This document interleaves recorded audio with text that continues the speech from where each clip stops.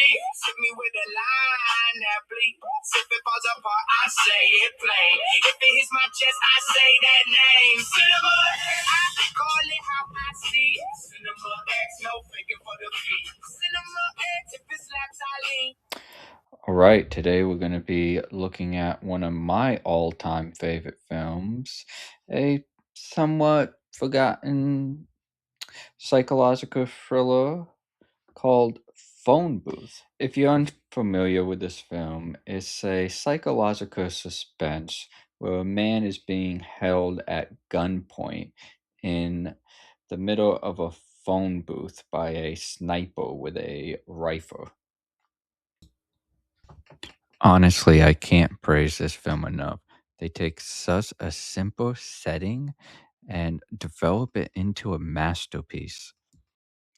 The film follows Stu, an arrogant, obnoxious publisher from New York City who is two-timing his wife with his side chick that he chooses to go into a phone booth to call uh, to prevent his wife from discovering his affair.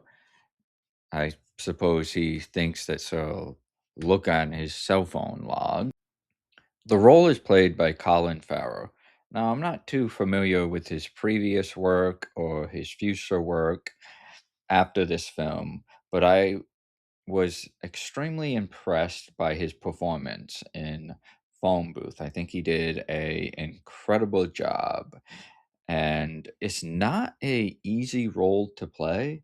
Not as much because of the character, though he did perform the personality correctly, but more so because being isolated to a single location and only being able to act with one other individual for a almost 90-minute film is incredibly impressive for anybody to complete. Also, every time he enters the phone booth to call his girlfriend Kelly, he takes off his wedding ring, showing some amount of guilt or shame on Stu's conscience, and also allowing us as the viewer to have some amount of sympathy for him. It shows that he does realize that what he's doing is inappropriate. So when on the phone with girlfriend Pam, played by Kelly Holmes, Stu gets a delivery from a pizza man who attempts to sell him a pizza, and because this was before the times of Grubhub or Uber Eats, where if a pizza was accidentally delivered to the wrong person, that person would probably just eat it. Stu somewhat aggressively mocks the man and tells him to get lost and that he could use a meal and eat the pizza himself. The pace of this film is phenomenal. I feel like it somehow combines the fast pace of a suspense with the slow dread of a thriller. So then, when on the phone with the sniper who has already proven that he has a gun by shooting a little toy robot that a man was attempting to sell on the street, a few hookers come up to the phone booth and attempt to get Stu out of the booth. I also have to give props to the first hooker who approached the booth. She was also the main hooker who had a problem with Stu monopolizing the booth. I feel like she did a extremely believable job.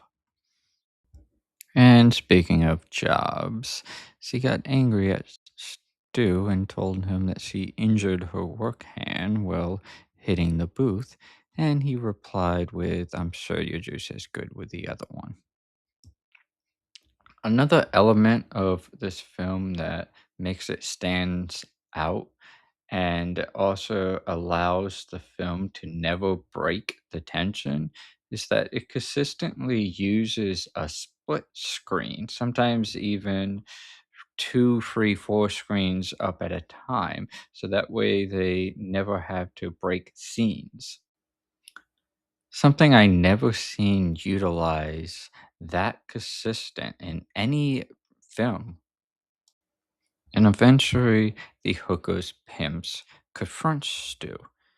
And at first, the interaction is respectful, but as it progresses, he becomes more and more aggressive and eventually attacks Stu. Where the violence is continuing, the sniper says, "Do you want me to help you? Do you want me to help you, Stu?" And in fear for his life, as he is being physically assaulted by Leon, the pimp, who has a weapon with him, he screams out yes. Along with the split screen, the camera angle would often do close up scenes in the phone booth. I feel like it was a way to allow the audience to feel equally as isolated and trapped as Stu was, like he was in there with him. And of course, the SWAT team shows up and surrounds the booth and begins interrogating Stu. But the true feel of this film doesn't extend from the fear of being trapped or even being shot. The true fear comes from the killer's moral justification for why he is targeting Stu. He believes that he is a racist vigilante who is forcing a compulsive liar and con man to confess his sins to his wife, coworker, and basically the world. And with his calm demeanor throughout the film, it really points to a diagnosis of a sociopath, but also a bit of a deviant for his consistent mind games that he unnecessarily plays with Stu, such as telling him that he is a fair actor or a war vet or was abused as a child, only to backtrack and say that he was just messing with him. Eventually, the sniper forces Stu to confess his affairs to both his wife and girlfriend, though it was only half truths. When it seems like all hope is lost, Stu makes the conscious decision himself to confess everything to everybody. What makes this film works so well is how the director handled the extreme limitations of the setting. Instead of feeling dull or boring, the camera work is incredibly dynamic. This style choice perfectly mimics Stu rising panic and makes the viewer feels just as trapped and claustrophobic as he is. Because the story never leaves this glass box, the entire movie rests on the shoulders of the performers. It was done fantastic. Stu manages a massive arc in 81 minutes. Ultimately, Phone Booth functions as a dark, emotional play. The sniper isn't just a physical threat.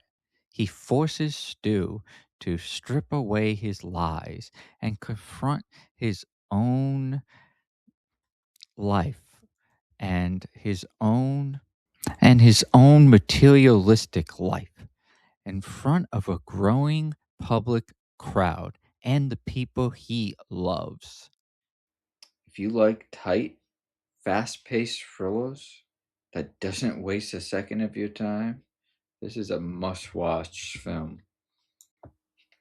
Overall, I love this film. I have spent so many hours rewatching it again and again. Even though the sniper spent 81 minutes teaching Stu how to be an honest person while holding a rifle, it's like, bro, there's easier ways to uh, do a self help podcast. Stu, if you hang up, I will kill you. I take it back. The scariest part about this film is that a person answered a random phone ringing in public. Just think, what would have happened if Stu never answered that call? Honestly, if you think about it, nowadays, the sniper's whole plot could have been defeated by a dead battery or a weak 5G single. I fed the corn and held my breath like this old booth knew what to do. Ring, ring, don't let it slip. One more chance, one more flip. I said your name to the dial tone, and the whole world